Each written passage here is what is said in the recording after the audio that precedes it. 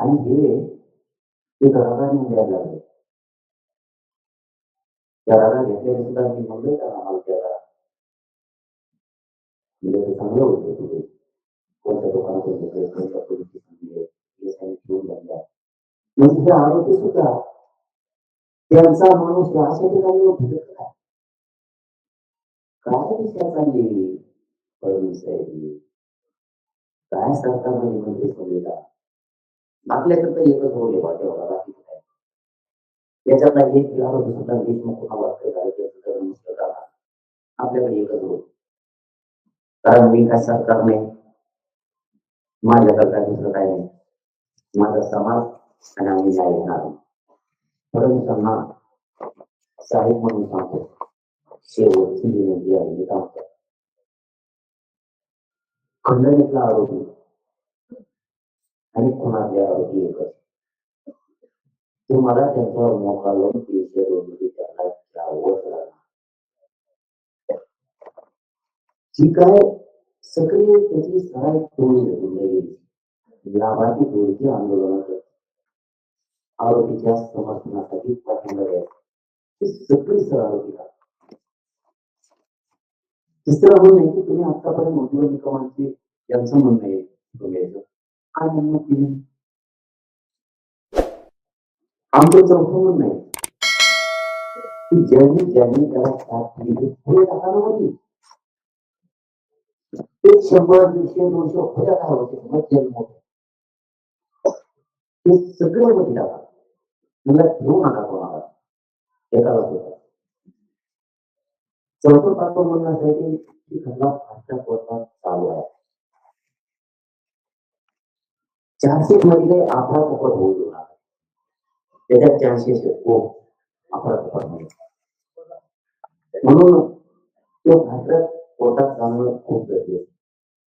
आणि ही केस सगळी खंडणीच्या आरोपी सहित कुणाच्या सहित आणि होणारे आरोपी सहित ही केस काय चालू आहे यांना बाजूला येऊ नका जर तुम्हाला रोज मराठ्यांचा अंगावर घ्यायचा असेल तर नसता आपला तर सरळ उघडा राजकारण मला नाही आपलं उघड असतं आपला जीव आपल्या समाजात आपला जीव आपल्या समाजात मी कोणत्याही लोकांना जाऊ शकतो मुख्यमंत्र्याला आपलं जाहीर लावला जर तुम्ही या कुटुंबियाला न्याय नाही दिला त्याचा एक आरोपी सुटला त्या दिवशी धनंजय मुंडेची टोळी करणार आणि एक राज्य सुद्धा बंद पाडली वेळ आली तर सोमनाथ येऊन गेला आणि धनंजय देशमुखांना न्याय देण्यासाठी अख्खा राज्य समितीला देऊन सुद्धा जाऊ शकतो तिथे मोर्चा आणि जे राज्य सुद्धा राज्य बंद पाडण्याचं काम करू शकतो कारण शेवटी सहनशीलता किती दिवस ठेवायचे हे पण आमच्या पुढे आता प्रश्न पडायला तर अशा परिस्थितीमध्ये जावं लागेल त्याच्यासाठी मी तयार आहे मला न्याय पाहिजे सगळ्या राज्यातल्या लोकांनी सांगितलं की खूप संवेदनशील पूर्व पण त्याचा अंत घेऊ नका ना तुम्ही मला पण जीव आहे माझं रक्त आहे माझा भाऊ गेलाय तुम्ही पंचक्रोशीनं बघितले आले एक मिनिट त्याच्याशिवाय तुझ्या माझ्या जात नव्हता सगळ्या कुटुंबाचा जीव सगळ्यात जास्त त्याच्यावर होता तो आज माझा भाऊ नाही तर मग त्याचं सहनशील तर मला परिस्थिती देऊ नका मी संवेदनशील आहे त्याची तुम्ही काळजीपूर्वक विचार करा ना संवेदनशील आहे म्हणजे काय माझा पण गळा होता संवेदनशील आहे सगळ्या आरोपीला मी पहिल्या दिवशीपासून सांगतो मुख्यमंत्री साहेबांना पण सांगितलं आम्ही पुरावे त्याला आम्ही पुरावे दिलो आमच्याकडे मी सांगितलं 28 मे पासूनची घटना 12 डिसेंबर पर्यंत कुठलंही तुम्हाला सांगतो ज्या की त्यावेळेस एकही केस झाली नाही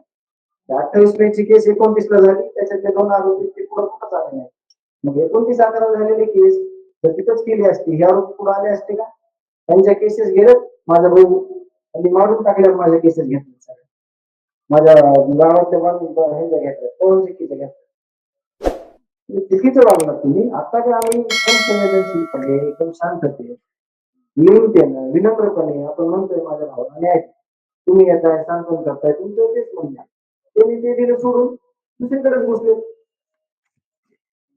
मी स्पष्ट सांगतो आता पण प्रसार माध्यमांना, मी माझ्या भावाच्या न्यायासाठी इथे बसलेलो आहे. माझ्या भावाला जोपर्यंत न्याय भेटत नाही, जोपर्यंत सगळे आरोपी फासावर जात नाही, तोपर्यंत मी कुठेच थांबणार नाही.